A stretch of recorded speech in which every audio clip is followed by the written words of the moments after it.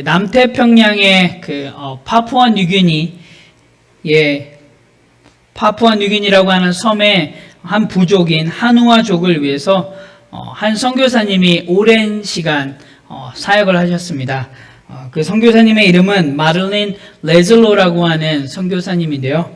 이 선교사님은 그 하누아족의 언어로 성경을 번역하는 사역을 파푸아 뉴기니에서 감당하고 계셨습니다.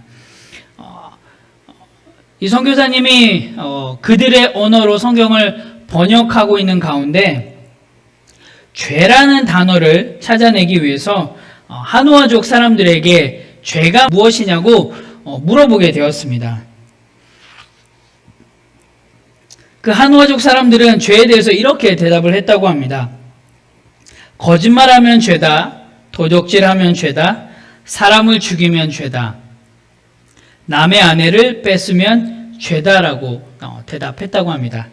선교사님은 이들의 대답을 듣고 깜짝 놀랐다고 합니다.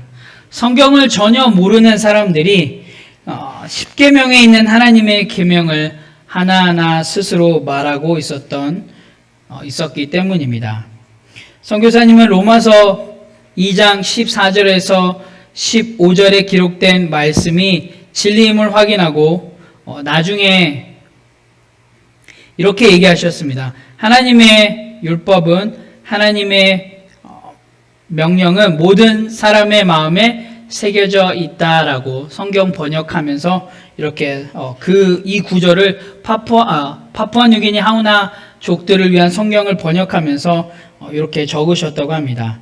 오늘 함께 읽은 로마서 2장 12절에서 16절 말씀은 사도 바울은 율법을 삶의 기준으로 살아가는 유대인이나 율법을 알지 못하는 이방인이나 구별 없이 하나님 앞에서 모든 사람이 죄인이라는 사실을 분명하게 이야기해 주고 있습니다. 우리 함께 12절 말씀을 다시 읽어보도록 하겠습니다. 함께 읽겠습니다. 시작. 무릇 율법 없이 범죄하는 자는 또한 율법 없이 망하고 무릇 율법이 있고 범죄한 자는 율법으로 말미암아 심판을 받으리라. 아멘. 율법을 들었든 듣지 못하였든 상관없이 마음과 행위로 죄를 범하였다면 곧 심판을 받게 된다고 이야기해 주고 있습니다. 곧이어 사도 바울은 율법에 대해 매우 의미 있는 문장을 적어 놓았는데요. 우리 13절 말씀을 한 번 더 보도록 하겠습니다. 우리 함께 읽겠습니다. 시작. 하나님 앞에서는 율법을 듣는 자가 의인이 아니요 오직 율법을 행하는 자라야 의롭다 하심을 얻으리니. 아멘. 구약의 율법은 하나님의 백성이라면 마땅히 하나님의 말씀을 듣고 순종해야지만 되었습니다. 구약시대 유대인들은 율법을 통해 하나님의 뜻을 깨달았고요. 그리고 율법을 통해서 하나님의 섬김을 배웠고요. 그리고 율법을 통해서 하나님의 백성다운 삶이 무엇인지 구별할 수 있었습니다. 그래서 이스라엘 백성, 구약시대 이스라엘 백성들에게는 이 율법이라는 것은 하나님으로부터 온 귀한 선물이었습니다. 이와 같이 오늘날 우리 그리스도인들에게는 이런 율법들, 구약의 율법을 포함한 하나님의 놀라운 은혜의 선물이 있는데요. 그게 바로 지금 여러분들이 읽으셨던, 그리고 여러분들이 가지고 계시는 성경이 바로 하나님의 선물입니다. 우리는 성경을 통해서 하나님의 뜻을 발견합니다. 우리는 또 성경을 통해서 하나님의 백성이 살아가야 될 가치와 기준들을 발견합니다. 그리고 성경을 통해서 그리스도의 복음을 깨닫게 되고요. 그리고 성경을 통해서 이제 그리스도인이라면, 하나님의 사람이라면 어떻게 삶을 살아내야 되는지, 어떻게 삶을 하루하루 살아가야지만 되는지를 알 수가 있습니다. 그런데 13절 말씀을 다시 보면 하나님 앞에서 율법을 듣는 자가 의인이 아니요 율법을 행하는 자가 의롭다라고 이야기를 하고 있습니다. 다시 말하면 성경 말씀을 듣는 자가 의인이 아니라 그 말씀대로 행하는 자가 의롭다, 의인이다라고 이야기를 합니다. 사실 말씀을 듣는 거 너무나도 중요합니다. 주일날 그리고 여러분들의 삶의 자리에서 말씀을 듣는 거 너무나도 중요합니다. 그런데 말씀을 듣는 것보다 더 중요한 게 오늘 성경에서는 말씀대로 순종하는 것, 말씀대로 살아내는 게 훨씬 더 중요하다라고 이야기를 합니다. 말씀을 순종하면, 말씀대로 살아가면 비로소 그 말씀이 우리의 삶 속에서 살아 역사하기 때문입니다. 여러분, 오늘 본문을 보면서 질문이 하나 떠오르지 않으신가요? 많은 사람들이 아마 이런 질문들을 한번 해본 적이 있으실 겁니다. 유대인에게는 율법을 통해 분명히 하나님의 뜻을 보여주셨지만 이방인에게는 율법을 보여주신 적이 없는데, 또한 하나님을 모르는 사람들에게도 이런 율법이 들린 적이 없는데 동일하게 심판하는 게 부당하지 않은가라는 질문들을 여러분 해보신 적도 아마 있으실 거고요. 여러분이 아마 이런 질문들을 들어보신 적도 아마 있으실 겁니다. 예전에 제가 어렸을 때 전도할 때는 그러면 우리가 생각하는 위대한 장군 이순신 장군은 지옥에 가셨나요? 아니면 천국, 그분이 지옥에 가는 건 너무 부당한 거 아닌가요? 전 이런 질문도 들어본 적도 있습니다. 그런데 오늘 성경에서는 그 질문에 대해서 답을 해주고 있는데 우리 함께 15절 말씀을 보도록 하겠습니다. 함께 읽겠습니다. 이런 이들은 그 양심이 증거가 되어 그 생각들이 서로 혹은 고발하며 혹은 변명하여 그 마음에 새긴 율법의 행위를 나타내느니라. 아멘. 율법은 인간을 향해 우리들을 향해 하나님의 뜻이 무엇인지 알려줍니다. 물론 율법만큼은 아니어도 우리에게 하나님의 뜻을 알려주는 것이 있는데요. 그것은 바로 하나님께서 우리에게 허락해 주신 양심입니다. 하나님은 사람을 창조하실 때 그냥 창조하지 않으시고요. 도덕적인 인간으로 창조하셨습니다. 그래서 무엇이 옳은지 무엇이 그른지에 대한 판단 기준을 우리 각 사람에게 허락하셨습니다. 물론 포스트 모던 시대는 그 기준을 해체하는 것이 자유라고 말을 하지만 우리 인간은 태어날 때부터 선과 악의 기준은 다양성이 아니라 절대성이라는 것을 깨닫고 그리고 가지고 태어납니다. C.S. 루이스는 순전한 기독교에서 이런 인간의 본성의 법칙을 도덕률이라고 불렀습니다. 이 도덕률이라고 하는 이 말은 누구에게나 사람에게는 도덕적 방향성이 내재되었다라는 의미를 담고 있습니다. 모든 사람이 도덕적이긴 하지만 여기에는 또 다른 안타까운 모습이 있는데요. 그게 무엇이냐면 우리 모두에게는 이런 도덕이 내재되어 있지만 우리는 그 도덕을 지키고 살지 않는다라는 것입니다. 알고 있는데 그렇게 살지 못하는 게 우리의 모습이기도 합니다. 우리 내재된 도덕을 인정한다고 해서 우리가 죄를 짓지 않는 것은 아닙니다. C.S. 루이스는 선은 존재하지만 인간이 그 선에 도달하기에는 능력이 부족하다라고 이야기를 하고 있습니다.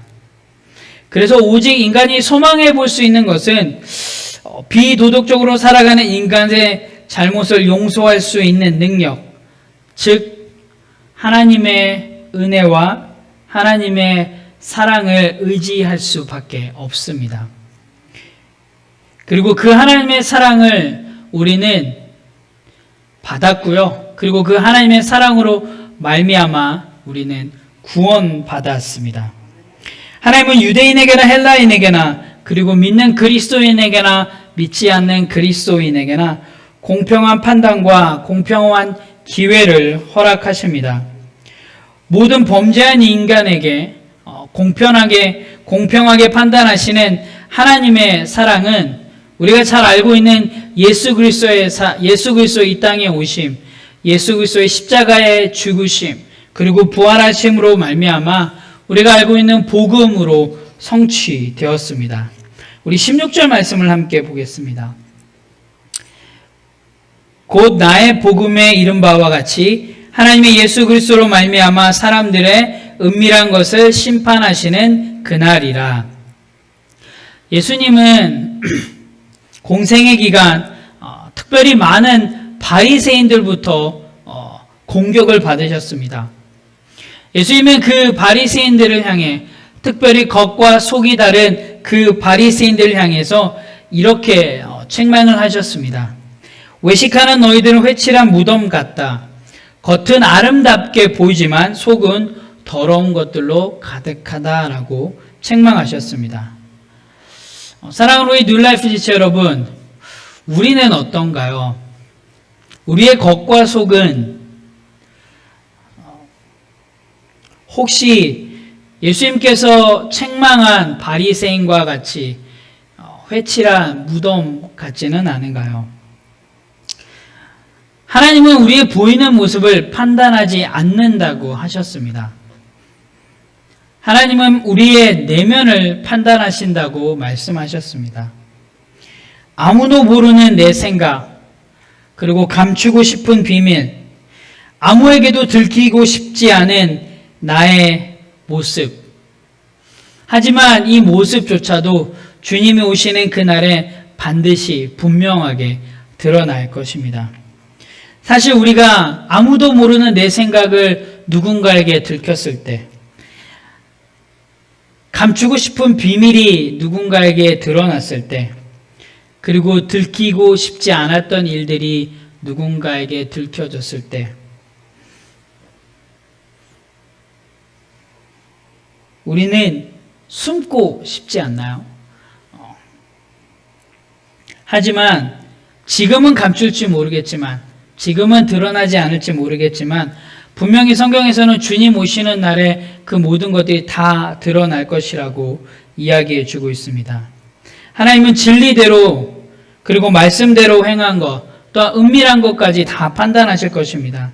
그러기에 우리에게는 사실은 빠져나갈 구멍이 없습니다. 사도 바울은 13절의 말씀처럼 하나님 앞에서 율법을 듣는 자가 의인이 아니라 율법대로 행하는 자가 의인이라고 이야기하고 있습니다. 즉 말씀만 듣는 자가 아니라 말씀대로 행하는 자, 말씀대로 살아가는 자가 결국에는 의로운 자입니다. 이 사도 바울의 이런 날카로운 지적은 당시 유대인들을 향한 지적뿐만 아니라요, 지금 성경은 이 로마서 2장을 읽고 있는 오늘날 그리스도인에게도 향하는 동일한 날카로운 지적입니다. 하나님과 그리고 신앙과 교회를 이용하려고만 하고, 따라서 형식적으로 외식적으로 신앙생활에 빠져있는 오늘날의 많은 그리스도인들을 향한 날카로운 지적이기도 합니다. 말씀을 실천하기 위해서 배우는 것이지 듣기 좋으라고 배우는 게 말씀이 아닙니다. 그래서 우리는 머리만 커지는 그리스도인이 되어서는 안 됩니다. 물론 성경을 알아야지 되는 건 너무나도 중요합니다. 하지만 아는 것만이 아니라 그 알물 통하여서 실천해내는 것, 그 알물 통하여서 그렇게 살아가는 것, 살아내는 게 훨씬 더 중요합니다. 여러분, 머리만 커진 그리스도인, 오늘날 많은 그리스도인이 사실은 머리만 커진 그리스도인입니다. 지식은 많아졌지만 예전에 비해서, 예전 우리 선배 그리스도인들에 비해서 사실 오늘날 그리스도인들은 성경에 대한 지식은 탁월하게 많습니다. 하지만 안타깝게도 우리 1세대 그리스도인들에 비해서 오늘날, 저를 비롯한 오늘날 그리스도인들의 삶은 그 말씀대로 살아내지 못하고 있습니다. 그래서 머리만 커진 그리스도인들, 오늘날 그리스도인들이 너무나 많아서 사실 오늘날 기독교는 많은 위기 가운데 처해 있습니다. 유대인들은 유대인대로 하나님을 이용하고 이방인들은 당시에 이방인대로 하나님을 이용했습니다.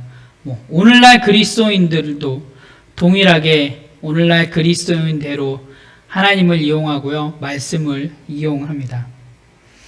이것이 죄인인 우리 그리스도인들의 방식입니다. 죄인의 방식입니다. 많은 사람들이 열심히 교회에 나오긴 합니다. 그런데 교회에 나오는 이유가 제각각 다 다릅니다. 어떤 사람들은 누군가의 만남을 위해서, 어떤 사람은 또한 그 만남을 통해서 나의 비즈니스를 좀 더 확장해 보기 위해서, 어떤 사람은 말상대가 없으니까 말을 하기 위해서, 어떤 사람은 그냥 심심해서. 많은 사람들이 신앙생활이라고 하지만 정작 제대로 된 신앙생활이 무엇인지조차도 모르고 그냥 이 신앙생활을 이용하고 있습니다. 내가 예배를 드리면 하나님이 잘해 주실 것이라는 막연한 믿음을 가지고 예배에 나옵니다. 내가 행복하면 하나님이 행복하시겠지라고 하는 말도 안 되는 그 믿음을 가지고 예배를 나옵니다. 예배를 빠지지 않고 드리면 하나님께서 나를 벌 주지 않을 거야 라는 생각을 가지고 예배를 드립니다. 예배를 드렸기에 이제 하나님께서 내게 축복하실 거야 라고 생각하는 그리스도인들, 오늘날 그리스도인들이 여러분 안타깝게도 너무 많습니다. 한두 명이 아니고요, 너무 많습니다.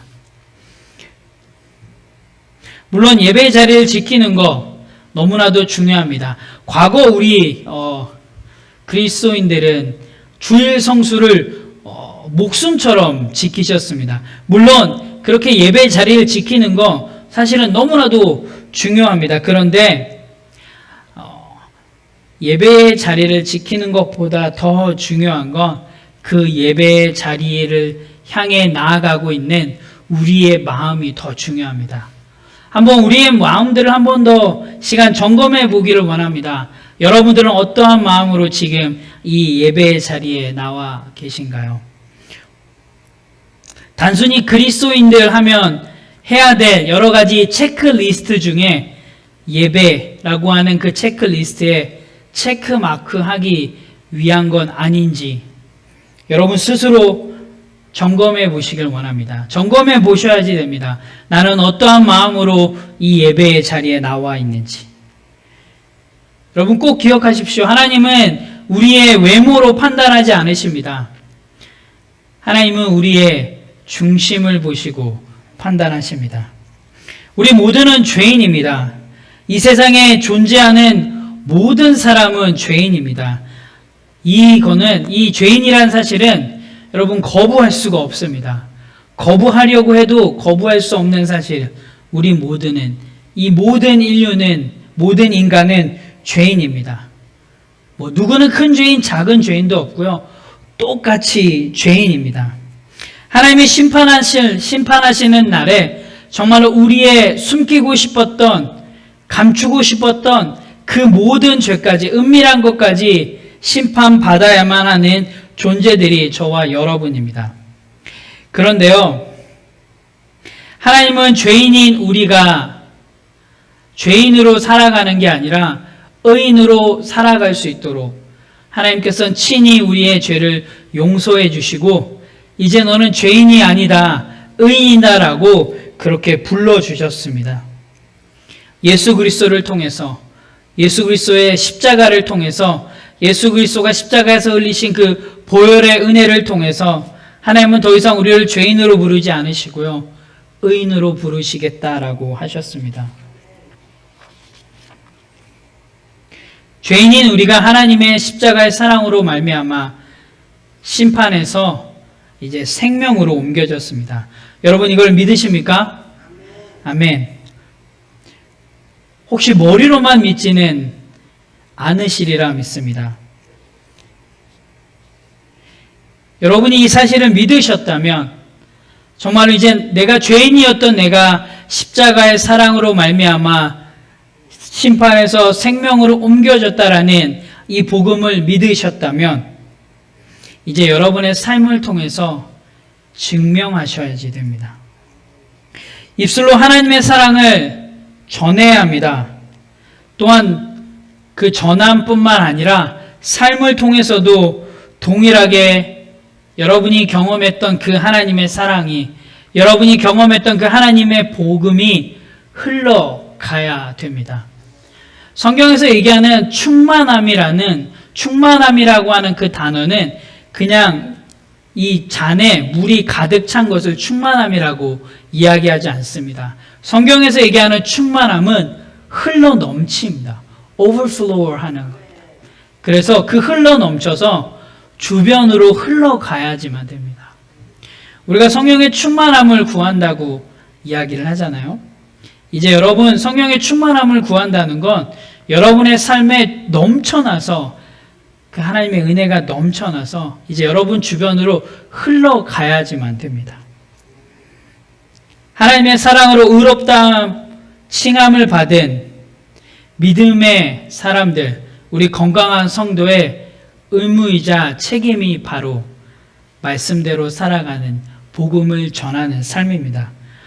여러분, 이제 여러분의 삶을 통해서 복음이 증명되고 또한 여러분이 경험했던 그 하나님의 사랑이 흘러가는 귀한 삶을 사십시오. 그래서 여러분의 삶을 통해서 하나님을 모르는 사람들이 여러분 주변에 있다면 정말로 그들이